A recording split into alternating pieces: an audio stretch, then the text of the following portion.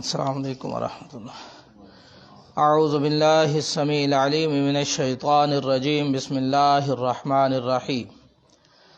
یاسین والقرآن الحکیم انک لمن المرسلین علی صراط مستقیم تنزیل العزیز الرحیم لتنذر قوما ما انذر آباؤہم فہم غافلون۔ 5 آیتیں پڑھی تھی جس میں مشرکین کے اعتراض کا جواب تھا، یعنی قرآن حکمت والے کی قسم، بے شک آپ رسولوں میں سے ہیں۔ ان کا دعویٰ تھا کہ یہ اللہ کے رسول نہیں ہے، ان کا یہ بھی دعویٰ تھا کہ یہ دین ابراہیمی پر نہیں ہے، یہ غلط راستے پر ہے۔ فرمایا علی صراط مستقیم، آپ ہی سیدھے راستے پر ہیں۔ پھر قرآن کے بارے میں انہوں نے کہا جی یہ وہی الہی نہیں ہے، یہ خود گھڑ کے لے آتے ہیں، تو فرمایا تنزیل العزیز الرحیم، یہ غالب رحمان کی طرف سے نازل کیا ہوا ہے، یہ آپ نے نہیں اس کو گھڑا، اللہ سبحانہ و تعالیٰ نے اس کو نازل کیا ہے۔ کیوں آپ کو رسول بنایا گیا؟ کیوں آپ کو صراط مستقیم پر چلایا گیا؟ کیوں قرآن آپ کو دیا گیا؟ لتنذر قوما ما انذر آباؤہم فہم غافلون، تاکہ آپ اس قوم کو ڈرائیں جس کے باپ دادا نہیں ڈرائے گئے۔ فہم غافلون، پس وہ غفلت میں پڑے ہوئے ہیں۔ قرآن مجید فرقان حمید میں اللہ سبحانہ و تعالیٰ نے عذاب دینے کے بارے میں یہ فیصلہ کیا ہے کہ ہم کسی قوم کو اس وقت تک عذاب نہیں دیتے جب تک اس میں اپنا رسول نہ بھیج دیں۔ جب تک اس میں اپنا رسول نہ بھیج دیں ہم کسی قوم کو عذاب نہیں دیتے۔ لتنذر قوما ما انذر آباؤہم فہم غافلون، یہ اصل میں خطاب تو مکہ کی قوم کو تھا، جو مکہ کے لوگ تھے، عرب کے لوگ تھے، لیکن اس سے یہ اعتراض وارد نہیں ہوتا کہ اس کا مطلب یہ ہے کہ رسول فقط اسی قوم کے لیے آئے ہیں۔ نہیں، قرآن مجید فرقان حمید کی دوسرے مقامات پر فرمایا ہم نے آپ کو سارے انسانوں کے لیے بھیجا ہے، عالمین کے لیے رحمت بنایا ہے۔ کیونکہ کسی بھی قوم کو اس وقت تک عذاب نہیں دیا جاتا جب تک کہ اس میں ڈرانے والا نہ آئے۔ سوال یہ پیدا ہوتا ہے کہ پھر آپ کی نبوت سے پہلے جو مکہ کے مشرک مر گئے ہیں تو ان کے بارے میں کیا ہوگا؟ کیونکہ ان کے پاس تو رسول نہیں آئے تھے۔ تو اس کا سادہ سا جواب یہ ہے کہ نبی رحمت صلی اللہ علیہ وسلم اعلان نبوت سے پہلے بھی احادیث موجود ہیں۔ زید بن عمر بن نفیل تھے، یہ اس وقت بھی ان کو بتوں کی عبادت سے روکتے رہتے تھے، بلکہ ایک وقت ایسا آیا اللہ کے رسول کو ابھی نبوت نہیں ملی تھی، آپ کے ساتھ جا رہے تھے، کسی نے کھانا پیش کیا تو انہوں نے کہا یہ کھانا میں نہیں کھاتا جو تم بتوں کے نام پہ ذبح کرتے ہو، چڑھاتے ہو، میں نہیں کھاتا، میں اس کھانے کو نہیں کھاتا جس پر اللہ کا نام نہیں لیا جاتا۔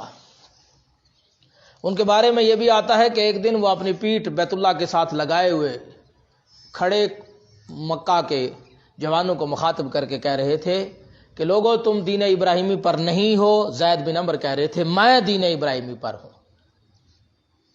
تم غیر اللہ کی نظر نیاز ذبیحہ کر رہے ہو، اللہ کی تخلیق، اللہ کے پیدا کیے ہوئے جانوروں کو تم ان کی رضا کے لیے ذبح کر رہے ہو، یہ درست؟ پتہ چلا توحید کی پکار ان تک پہنچی ہوئی تھی، انہیں یہ بھی پتا تھا کہ ابراہیم علیہ السلام اللہ کے نبی ہیں، انہوں نے دین کی دعوت دی ہے۔ اب بڑا جرم ان کا یہ تھا کہ جو ابراہیم علیہ السلام کی تعلیم تھی اس کا جاننا ضروری نہیں تھا، بغیر جانے ہی ان کے اوپر تھوپ دیا۔ اس سے بڑا اور ظلم کیا ہو سکتا تھا کہ دعویٰ یہ کہ ہم دین ابراہیمی پر ہیں اور پھر دین ابراہیمی، کفر کو دین ابراہیمی پھر کہہ رہے، شرک کو دین ابراہیمی کہہ رہے۔ جس طرح آج کوئی لوگ محبت رسول کے نام پر کفر کرتے ہیں، بدعات کرتے ہیں، گویا وہ یہ بتاتے ہیں کہ رسول اللہ صلی اللہ علیہ وسلم کی محبت کے اصول کا ذریعہ کفر و بدعات کرنا ہے، شرک و بدعات میں ملوث ہونا ہے۔ نہیں ہو تو تم اللہ کے رسول سے محبت کرتے ہی نہیں۔ اگر یہ کفر اور شرک اور بدعات آپ کر رہے ہیں تو پھر آپ اللہ کے رسول سے محبت کرتے ہیں، یہ تو بڑا جرم ہو گیا۔ یعنی یہ خبر پہنچ گئی کہ ابراہیم علیہ السلام حق پر ہے اور یہ جاننے کی کوشش ہی نہ کی کہ وہ حق کیا تھا۔ اس لیے یہ بات صحیح ہے۔ بچوں کے حوالے سے پوچھا گیا جن وہ ابراہیم علیہ السلام کی کفالت میں دیے جاتے ہیں، چونکہ ہر بچہ فطرت پر پیدا ہوتا ہے، یہ ایک الگ بات ہے۔ وہ شخص، حتیٰ کہ ایک اور حدیث میں آتا ہے، وہ ذہن میں آ گئی مسند احمد کی، 4 لوگ اپنا عذر لے کے اٹھیں گے کل قیامت کے دن۔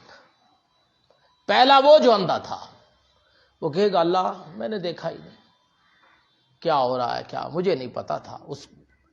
دوسرا وہ جو سن نہیں سکتا تھا۔ تیسرا وہ جو پاگل تھا، مطلب میں پاگل تھا، مجھے لوگ پتھر مارتے تھے، بچے پتھر مارتے تھے، اللہ مجھے کیا پتا۔ اور چوتھا وہ اٹھے گا جس کے پاس دین کی کوئی بات پہنچی نہیں، توحید کی پکار پہنچی ہی نہیں۔ یہ 4 اٹھیں گے تو اللہ سبحانہ وتعالیٰ کہیں گے میں ابھی فیصلہ کر دیتا ہوں۔ اللہ سبحانہ وتعالیٰ انہیں کہیں گے اس آگ میں داخل ہو جاؤ۔ یعنی وہ کہتے اگر ہمیں یہ ہوش ہوتا، ہمیں بات پہنچتی، ہم اس کو سنتے دیکھتے تو ہم مان لیتے۔ اللہ سبحانہ وتعالیٰ کہیں گے کہ فیصلہ بھی ہو جائے گا۔ اللہ سبحانہ وتعالیٰ کہیں گے اس آگ میں چلے جاؤ۔ اتنے لوگ ہوں گے نا، کئی اندھے، کئی بہرے، کئی پاگل، تو فرمایا جو آگ میں چلا گیا وہ باغات میں چلا گیا، اور جو آگ میں نہیں گیا وہ جہنم میں۔ یعنی انہوں نے کہا نا کہ اللہ ہم تیرا حکم مانیں گے، اسی ایک بات پر فیصلہ۔ یہاں سے یہ بات بھی دکھائی دیتی ہے کہ دین اسلام پہ چلنا دنیا میں آسان، یہ بات صحیح ہے، جیسے کولوں کو، انگاروں کو ہاتھ میں لینا ہے۔ صحیح دین کو لے کے چلنا ایسے ہی ہے کہ آپ جہاں پر شرک دیکھیں، جہاں پر بدعات دیکھیں، آپ بول پڑے تو ایسا ہی ہوگا۔ تو بہرحال یہ کوئی مت بھولے کہ کوئی اپنی جہالت کو عذر بنا لے گا، کوئی مت بھولے۔ اور پھر کون جائے گا اس آگ میں؟ جس کے لیے اللہ نے لکھ دیا ہوگا۔ یعنی اللہ تو دلوں کے حالات جانتا ہے، اگر یہ سنتا ہوتا تو کیا مان لیتا؟ اگر یہ دیکھنے والا ہوتا تو کیا دین پر آ جاتا؟ اگر میں اسے دماغ دیتا تو یہ دین کو، اللہ کے پاس تو یہ علم ہے، وہ عالم الغیب و شہادہ ہے، وہ تو تقدیروں کو لکھنے والا ہے۔ اس لیے فرمایا لتنذر قوما ما انذر آباؤہم فہم غافلون، یہ ایک عمومی حکم ہے تاکہ اہتمام میں حجت ہو جائے، قوم کو ایک نئے سرے سے بات کو یاد دلا دے۔ ورقہ بن نوفل کے بارے میں دیکھ لیجئے، انہوں نے بت پرستی کو چھوڑ کر عیسائیت کو اختیار کر لیا تھا، اور سچی بات ہے جو جس عیسائیت کو انہوں نے اختیار کیا ہوگا وہ تثلیث والی تو ہوگی نہیں۔ اگر تثلیث والی ہو تو وہ اس کے پاس تو بتوں کی پرستش تو پہلے ہی ہو رہی تھی، اس کو کیوں چھوڑتے؟ تو کہنے کا مقصد یہ ہے لتنذر قوما، یہ ساری باتیں آپ کو صراط مستقیم کا دکھایا جانا، آپ کو رسول بنایا جانا، آپ کو کے اوپر اس کتاب کو نازل کیا جانا، یہ اس لیے ہے کہ اس قوم کو ڈراؤ جس کے آباء و اجداد کو نہیں ڈرایا گیا۔ فہم غافلون، اس حال میں کہ وہ غفلت میں پڑے ہوئے ہیں، جہالت میں پڑے ہوئے ہیں۔ تو میرے بھائیو، کوئی بندہ یہ نہ کہے کہ جی میرے پاس پہنچا نہیں۔ توحید کی پکار کون ہے، کس کے پاس نہیں پہنچی؟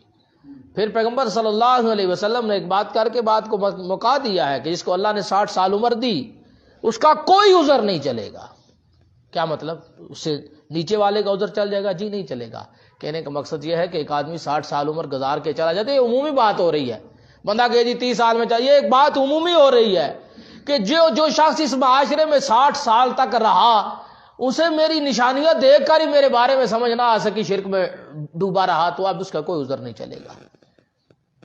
تو جن تک بات پہنچ گئی، یہ تو وہ ہے جس تک پہنچی نہیں، جن تک پہنچ گئی پھر وہ اڑے رہے تو پھر ان کے لیے کوئی راستہ نہیں۔ تو اللہ سبحانہ و تعالی ہمیں شرک سے محفوظ رکھے، یہ سب سے بڑی خباثت ہے۔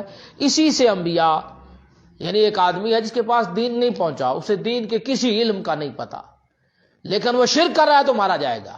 اگر اس کے پاس دین نہیں پہنچا، وہ شرک نہیں کر رہا، باقی جو مرضی کر رہا ہے، اس کے لیے وہ بخشش ہے، کامیابی ہے، کیونکہ اس نے شرک کا راستہ ترک کیا، باقی باتیں اس کے پاس نہیں پہنچی تھی۔ تو بہرحال یہ تھی مختصر سی گزارشات کہ لقد حق اچھا لتنذر قوما ما انذر آباؤہم فہم غافلون، اس سے مراد عرب و عجم ساری دنیا کے انسان تھے۔ وما ارسلناک الا کافۃ للناس، آپ علیہ الصلوۃ والسلام کو سارے انسانوں کے لیے بھیجا گیا ہے۔